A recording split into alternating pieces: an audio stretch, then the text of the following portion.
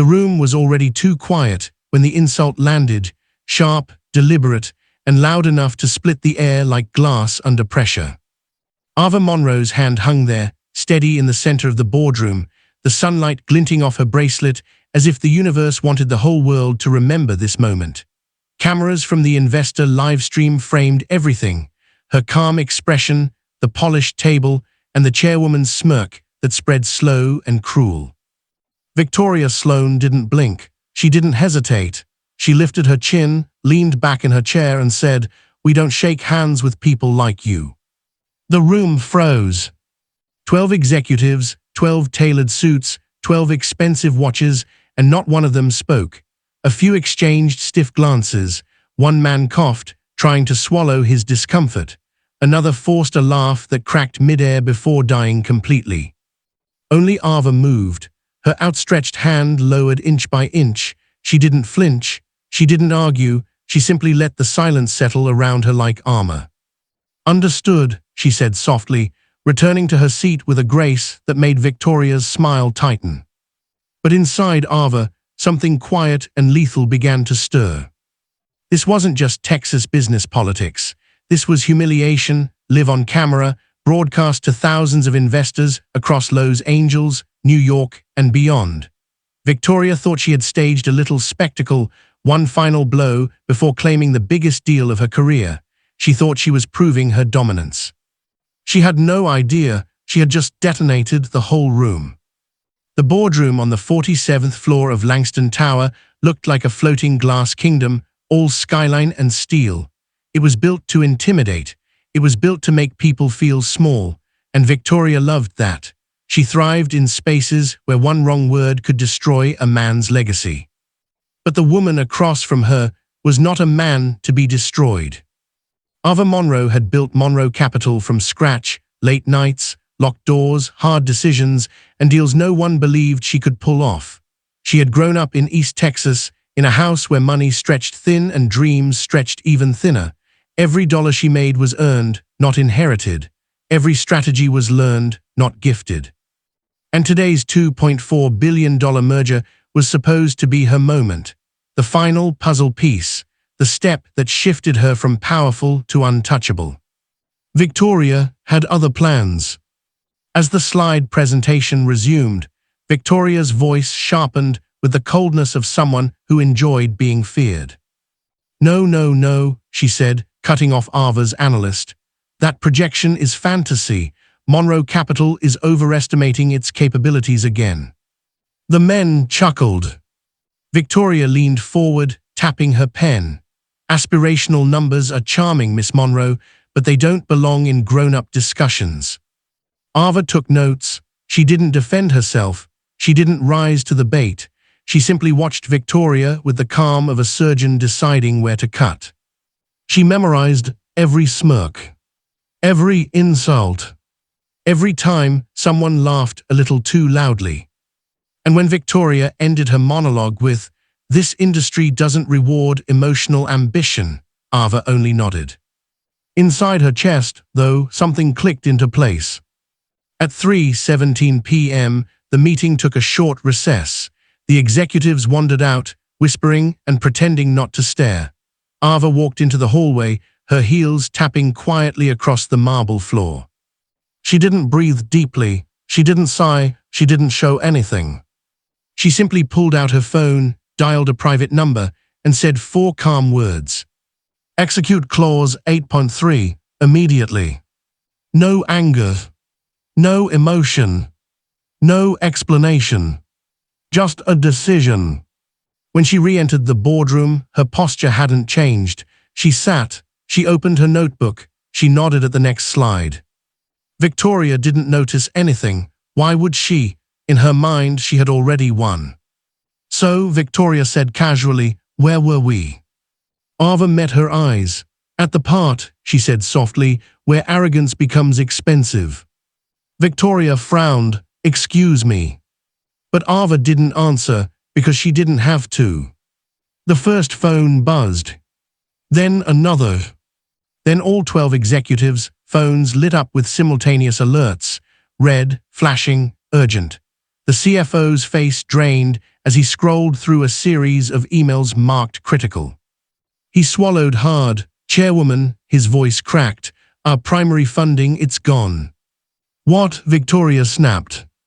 Monroe Capital has withdrawn all investment. His hands shook. 2.4 billion, effective immediately. The room erupted. Chairs scraped, papers scattered, voices overlapped in panic. What do you mean, withdrawn? She can't do that. Someone call legal, now. Victoria's expression twisted from annoyance to disbelief to absolute terror. She turned toward Ava with the stunned look of someone seeing a ghost. You can't. I can, Ava said, her voice almost tender. She tapped the folder in front of her. Clause 8.3 was signed by your team. It allows immediate withdrawal if any act of misconduct is documented during negotiations. Her eyes shifted calmly to the corner camera. And since this meeting is live-streamed, you documented it yourself. Victoria's mouth opened, no sound came out. Her empire trembled beneath her feet. Phones rang, markets dipped, executives whispered to one another like frightened schoolchildren caught cheating on an exam. Someone tried to call PR, someone else tried to call the bank. Another stared blankly at the stock ticker on the wall as numbers slid down in real time. Within minutes, headlines began flashing across screens. Monroe Capital WITHDIWS 2.4B, SLOAN, INDUSTIS crashing. Boardroom insult captured live. Stock IN FOEFALL. Victoria grabbed the table like she needed it to steady her. We can fix this, she said, breath shaking. We can renegotiate. No, Ava said, rising to her feet.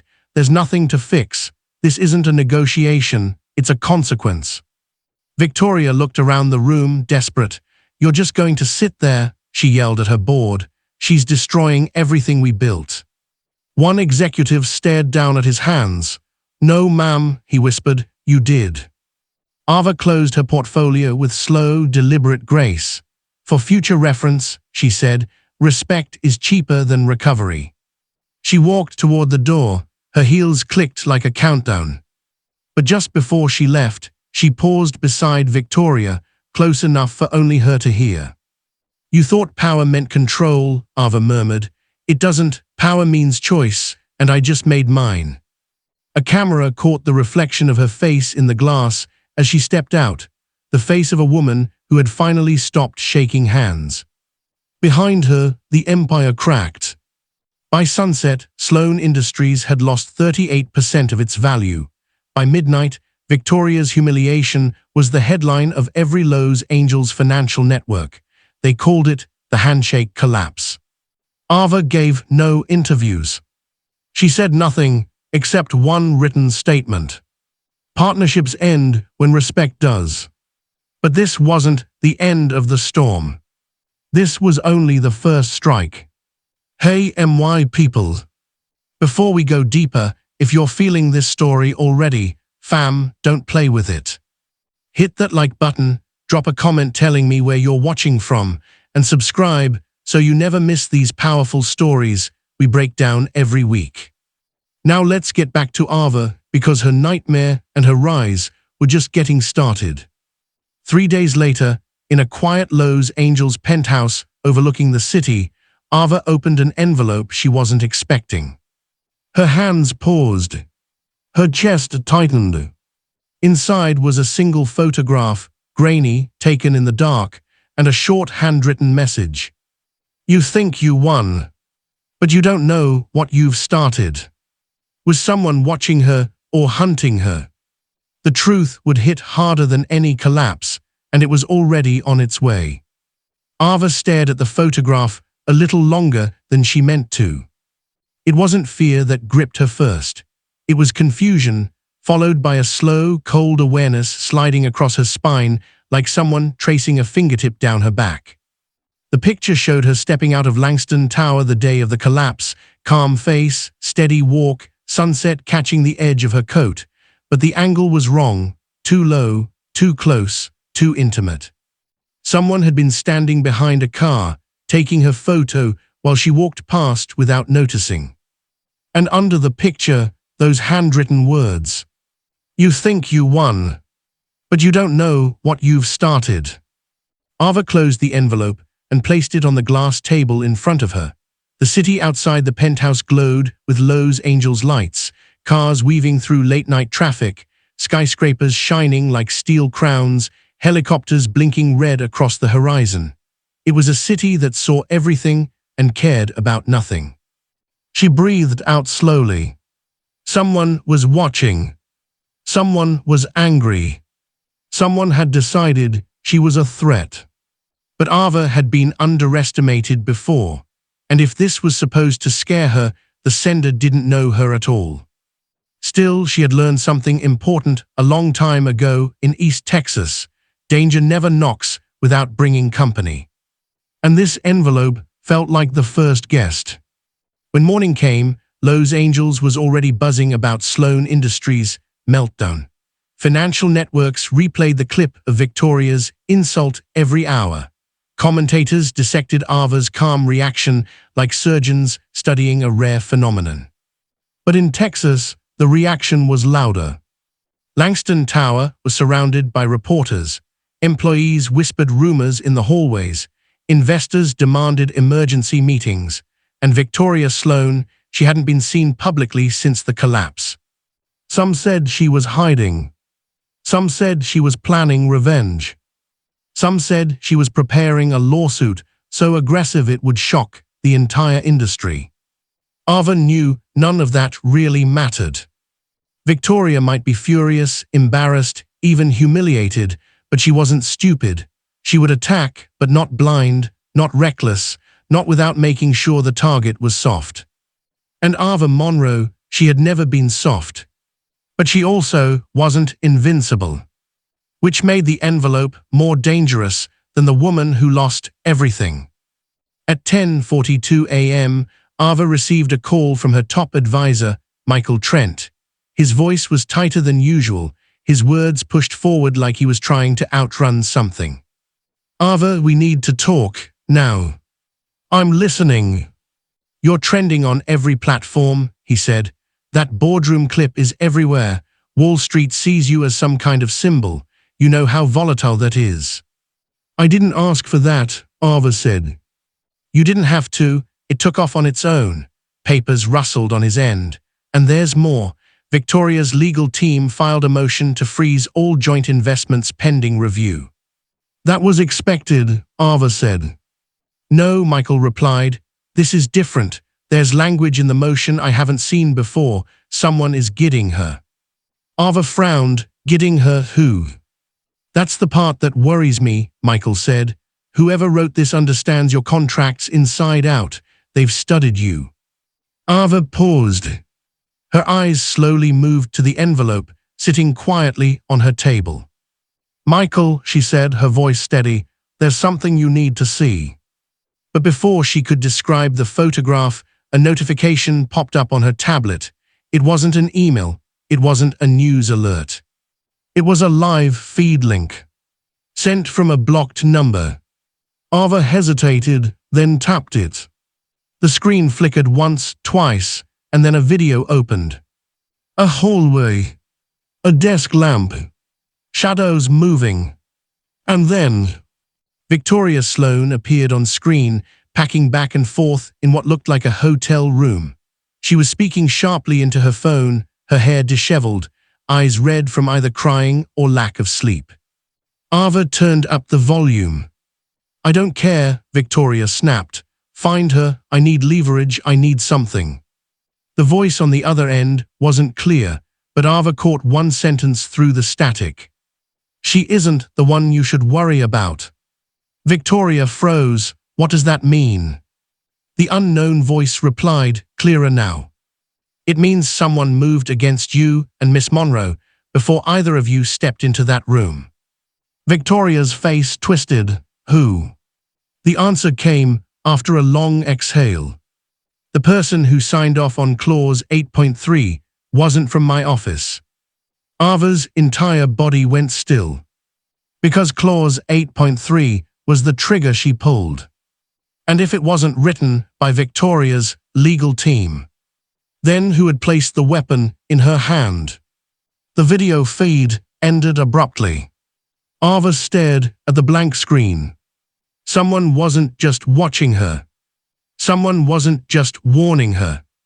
Someone was using her and Victoria like chess pieces.